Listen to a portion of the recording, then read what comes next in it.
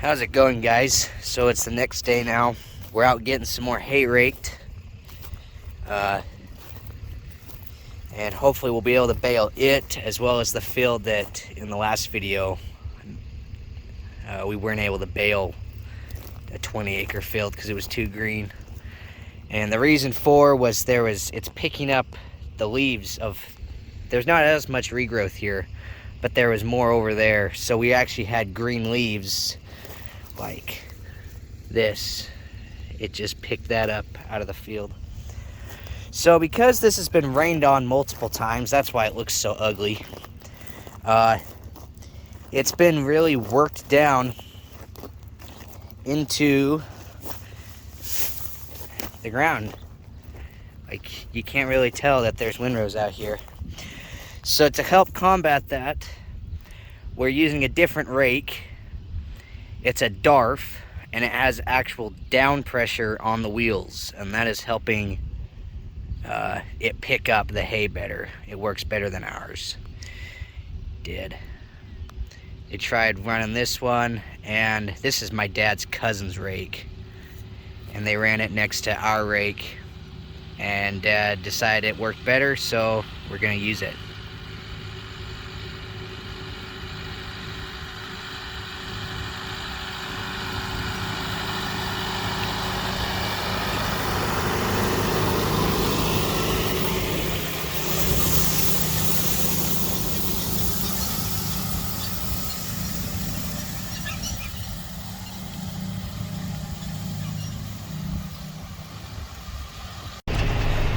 All right, I did the ends on that field, took over from my dad.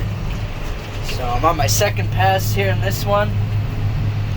You can see the dust has kind of a black tinge to it, which is definitely not normal. This is, typically doing hay is pretty fun, but this is almost slightly depressing.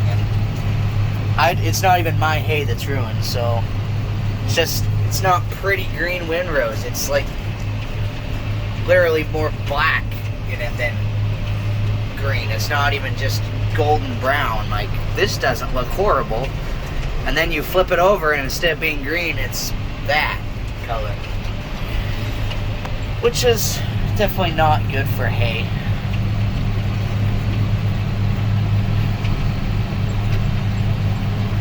But I will say I do like this rake.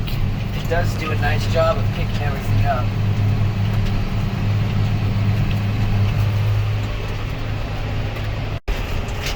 Alright, I forgot I have GPS, so that makes it a little bit nicer to film. So, one thing I don't like about this rake isn't the rake itself, it's this little control box right here. And the fact that they've crammed tons of big levers in a small space. Like, I like how ours is more spaced out on it. And one thing my dad said that he didn't like is the fact that all of them, the function is done by raising and lowering each lever. Our rake, up and down is up and down, and if you're going side to side, like moving it one to the side or pivoting a side, you actually move it sideways. So you can't accidentally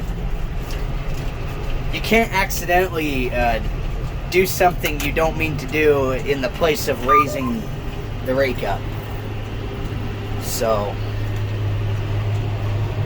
you have to pay attention.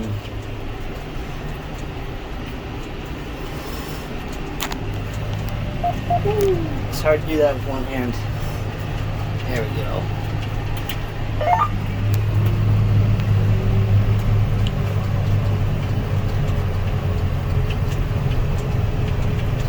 Yeah, when I get over to this wheel line to move it,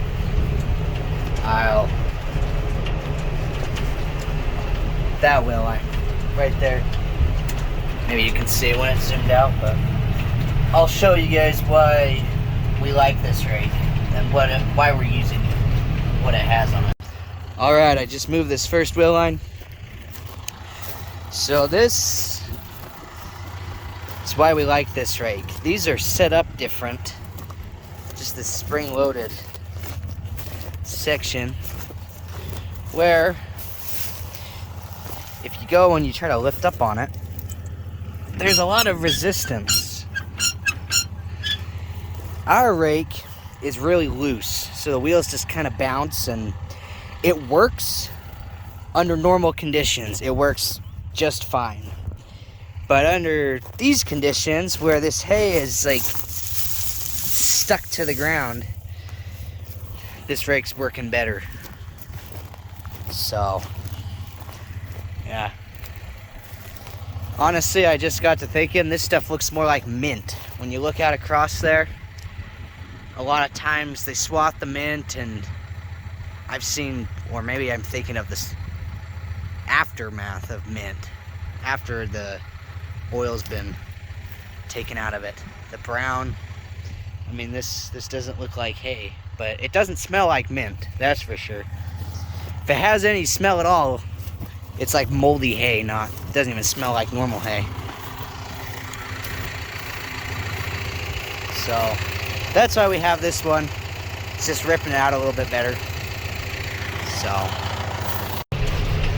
looking out across the field, there's enough regrowth that you can't even see the windrows that are far out there. It just looks like hay, for the most part, until you get looking at them straight on. But I feel like I've said a lot of negative things in this video, which there's not really any positive thing to say about the fact that our hay is black and not green. But I feel like I should at least admit the fact that at least I have a nice rake to rake it up with, and I'm sitting in a tractor that's driving itself with air conditioning. So, I mean, at least I can be comfortable while I rake the wrecked hay. So, I mean, there's still positive things in life. And I guess the biggest thing is it's not my hay, so it's not my expense yet. So, it'll still make some money. Throw it in a feed truck, mix it in with some silage. Cows will eat it. So another place where this rake really shines and having that down pressure is right here on doing the ends. There's these places where when you come out to turn around, the windrow, it leaves a little more hay there dragging out from the field up into the end. Our H&S rake, it kind of goes over it. It'll just, and then it'll leave a section of a chunk of hay in between the windrow that you're making for your end pass, and then those windrows that you go up and down and get. And then that just makes it hard to pick up with the baler, so typically you have to just do the ends again, or at least the top and bottom. So it's not a huge deal. It still takes the time to do it, but it's not horrible with sprinkler ground. It is really annoying with gravity irrigated ground because you have to bounce up the corrugates again. But this one, if we look down here, the dust clears. There's nothing there up in this strip right up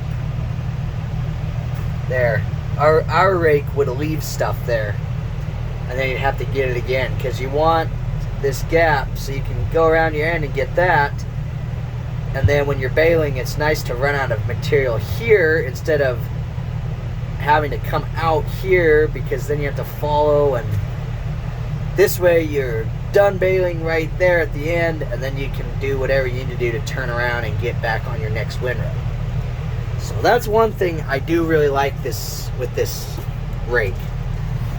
So yeah, that's what's kind of fun about making these videos, is I can use new equipment and talk about it, I guess.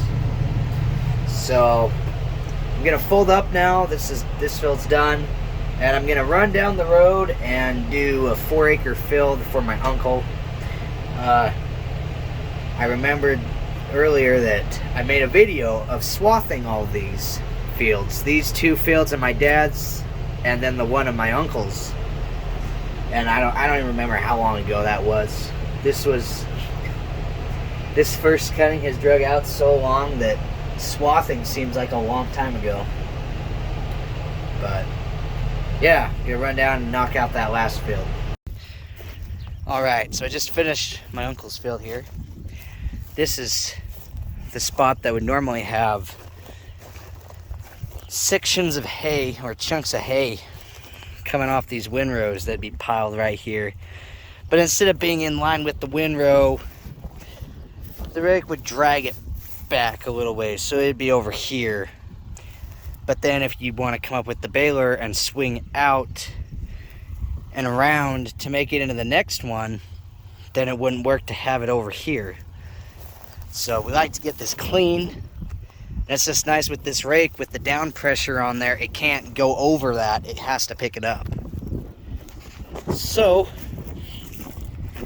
I feel like I've made plenty long of a video, so I'm gonna end it here. I was just gonna carry this video on throughout the day, but I guess I'll just make another one. So tune in next time if you want to see what I do later today. Unless it rains. This storm just started raining. But it looks like it's going east, so hopefully it misses us. So if everything dries out good, should be doing some baling and stacking later today. So hopefully we can start to continue to get this stuff off, this hay. So thanks for watching this video. If you like what you saw, hit that like button. And I'll catch you guys next time.